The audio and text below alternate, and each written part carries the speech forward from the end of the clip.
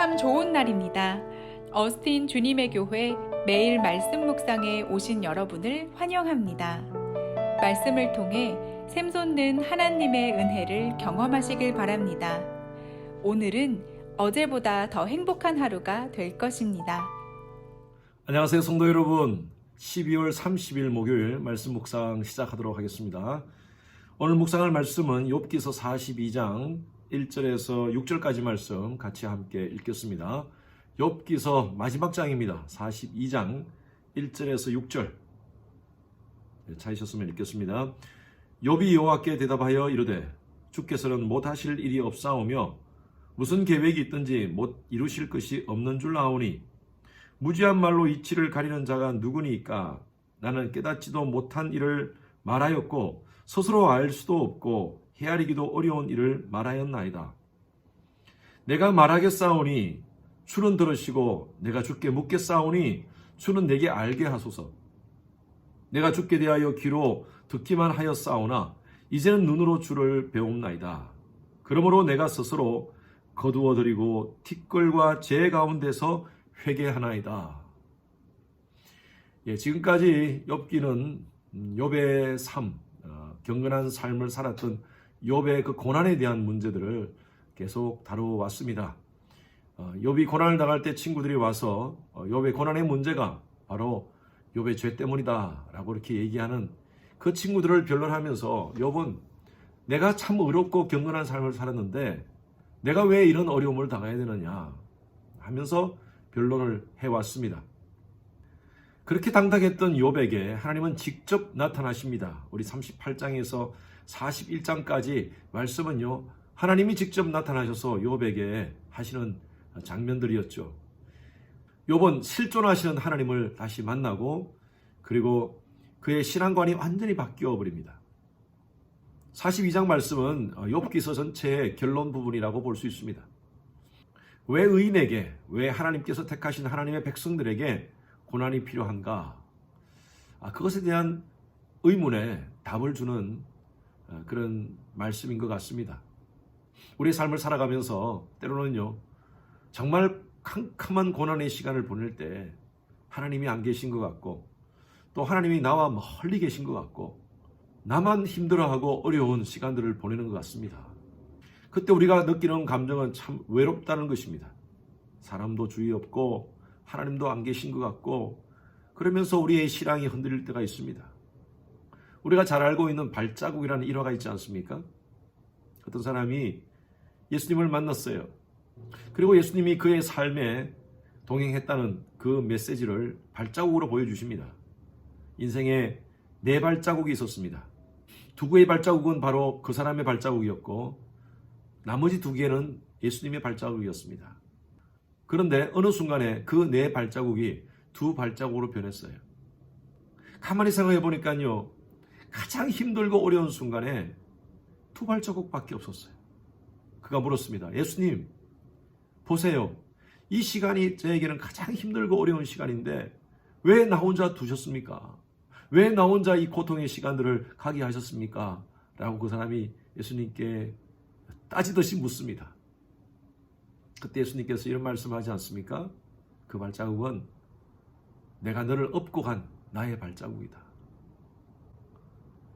그래요. 우리가 정말 힘들고 어려울 때 나밖에 없는 것 같이 보이지만요, 하나님은 우리와 함께 하십니다. 하나님 백성들은 두려워 말라, 내가 너와 함께 함이라, 놀라지 말라, 나는 내 하나님이 됨이라, 내가 너를 굳세게 하리라, 내가 너를 도와주리라. 마태복음 28장 마지막에 보면 내가 땅끝까지 너희와 항상 함께 하리라. 임마누엘의 약속을 하신 분은 바로 하나님이십니다. 욥은 그 하나님의 임재를 경험하고 이 42장을 통하여 인간의 철저한 무능력, 무지를 고백합니다.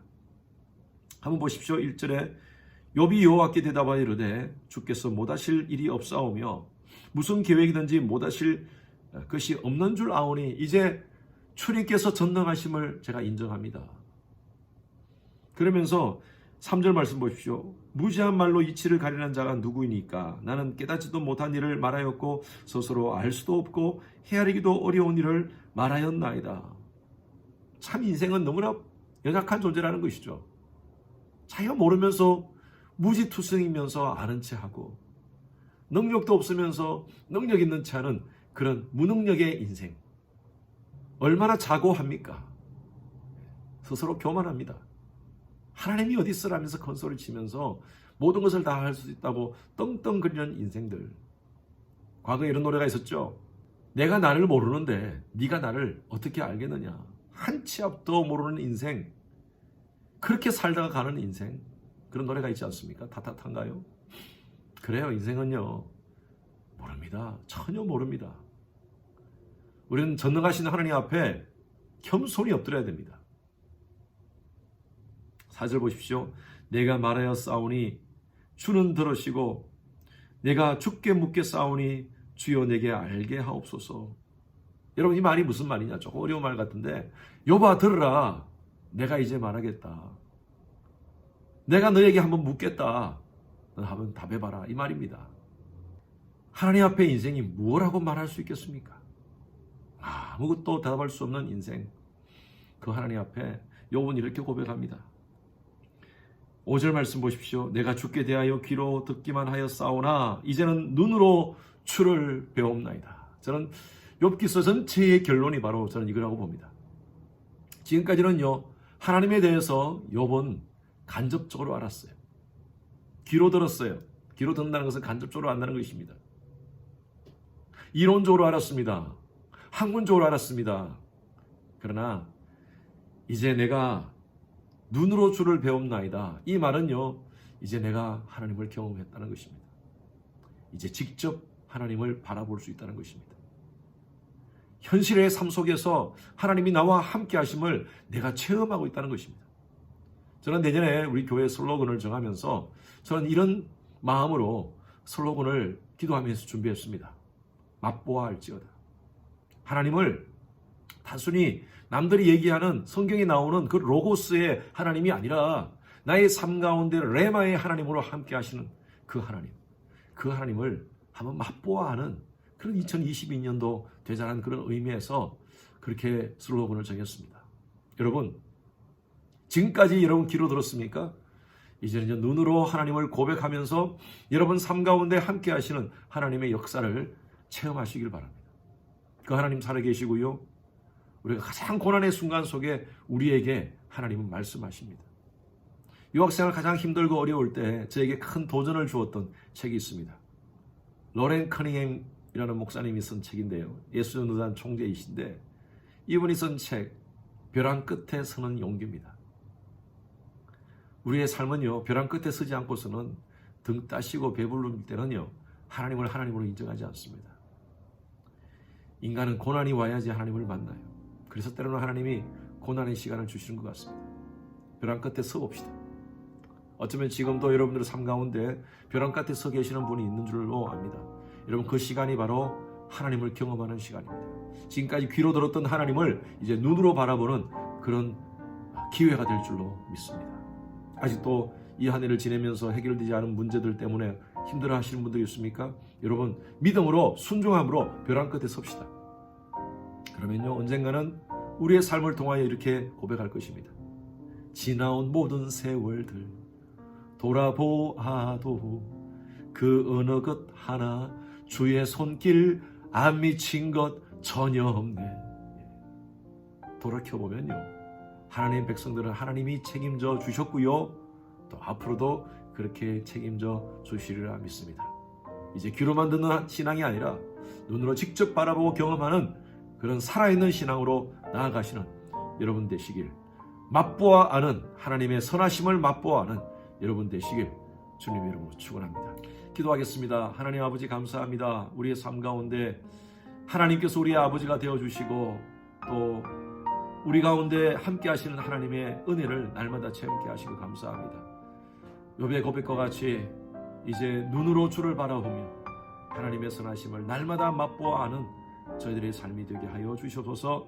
2021년 잘 마무리하게 하시고 새로운 마음으로 2022년 믿음으로 복음의 전력 질주를 하는 저희들 되게 하여 주시옵소서. 감사드리며 살아계신 예수 그리스도 이름으로 기도드렸습니다. 아멘. 목요일 기도 제목으로 함께 기도하시겠습니다. 미국과 한국을 위해서 기도해 주시기 바랍니다. 위정자들과 관료들이 하나님을 경외하며 지혜와 분별력으로 나라를 이끌어갈 수 있도록 기도 바랍니다. 내년 3월달에 있을 우리 한국의 대통령 선거가 혼란에 빠지지 않고 모든 것이 공정하게 잘 진행될 수 있도록 기도 바랍니다. 세계 선교를 위해서 기도해 주십시오. 우리 교회가 섬기는 우리 10분의 선교사님들 안전과 건강 지켜주시도록 하루속히 모든 선교 사역이 정상화될 수 있도록 기도 바랍니다. 우리 선교사님들을 위해서 기도하시되 오늘은 윤성철 선교사님, 김영수 간사님, 김영섭 선교사님을 위해서 함께 기도하시겠습니다.